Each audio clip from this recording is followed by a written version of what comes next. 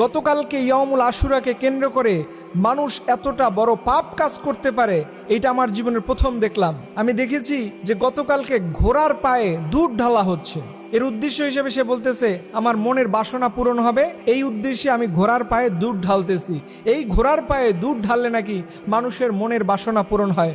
নাউজুবিল্লাহি মিন যালিক। আমি আমার শিয়া মুসলমান ভাইদেরকে হৃদয় থেকে বলি, আপনাদেরকে আমরা ভীষণ ভালোবাসি, আপনারা আমাদের হৃদয়ের স্থান করে নিয়েছেন, কিন্তু মেহেরবানি করে এই জাতীয় শিরকি কাজ কারবার আপনারা করবেন না। কারণ এই জাতীয় শিরকি কাজ কারবার কোনো মুসলমান নামধারী মানুষ করতে পারে না। কারণ যদি কোনো মানুষ কোনো কিছু মানতেই হয়, সেটা মাজারেও মানবে না, বাজারেও মানবে না, বটগাছেও মানবে না, ঘোড়ার পায়ে দুধ ঢেলেও মানতে যাবে না। তার উচিত হচ্ছে সে আল্লাহ রাব্বুল আলামিনের জন্য সে যেন দান করে। এবং আপনারা যেন অবাক হবেন, এই জাতীয় কাজ করাকে ইসলাম কখনো উৎসাহ যোগায় না।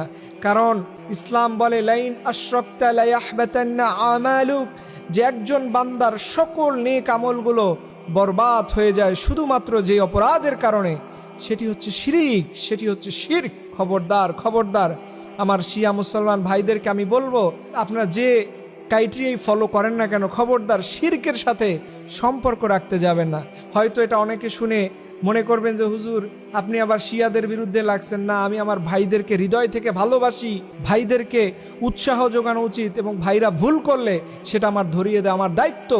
এর জন্য আমি আপনাদেরকে অনুরোধ করে বলবো, এই জাতীয় মানত একমাত্র আল্লাহ রাব্বুল আলামিন ছাড়া পৃথিবীর কারো নামে করা, এটা ইসলাম টোটালি হারাম করে দিয়েছে, এটা কবিরা গুনাহ। এবং আপনারা মনে রাখবেন, সব সময় যদি কোনো কিছু মানত করেন, এই মানত করাটা এটাও একটা ইসলামের দৃষ্টিকটু বিষয়। আপনারা বলবেন হুজুর এটা কেমন? এটা দৃষ্টিকটু এই কারণে, আপনি আল্লাহর সাথে কন্ডিশন দিচ্ছেন যে আল্লাহ আমার ছেলে যদি পরীক্ষায় প্লাস পায় তাহলে আমি মসজিদে 200 টাকা দিব।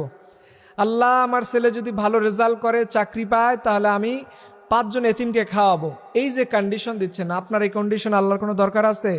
ওর চাইতে আপনি যা করবেন, আপনার ছেলে পরীক্ষার সময় চলে এসেছে, এমনিতেই পকেট থেকে 50 টাকা, 100 টাকা, 200 টাকা বের করে মসজিদ, মাদ্রাসা, এতিমখানায় দান করে দিবেন, মুসাফিরদের খাওয়াবেন, এতিম বাচ্চাদের খাবার কিনে দিবেন। এটা হচ্ছে ইসলামের সিস্টেম। কিন্তু আপনারা কি করেন? আল্লাহ ওইটা হইলে পরে আমি আপনারে দেব, এই সাহস আপনাকে কে দিয়েছে? আল্লাহ আমাকে এটা আপনি দিলে আমি আপনাকে এটা দিব, এই সাহস আপনাকে কে দিয়েছে? খবরদার, এই কন্ডিশন হয়ে রবের সাথে কোনো লেনাদেনা হয় না। আল্লাহ বলছে ক্বালা রাব্বুকুম, তোমরা আমাকে ডাকো, উদউনি আস্তাজিব লাকুম। খবরদার, আমাকে ডেকে কেউ নিরাশ হয় না, নিরাশ হয় না। এর জন্য আল্লাহকে ডাকতে হবে, আল্লাহকে পাইতে চাই, আল্লাহর জন্য সব আয়োজন থাকতে হবে। এই চিন্তা ভাবনা যে মুসলমানদের মধ্যে গড়ে উঠবে, তাদেরকে স্বয়ং আল্লাহ রব্বুল আলামিন সাহায্য করবে। রব্বুল আলামিন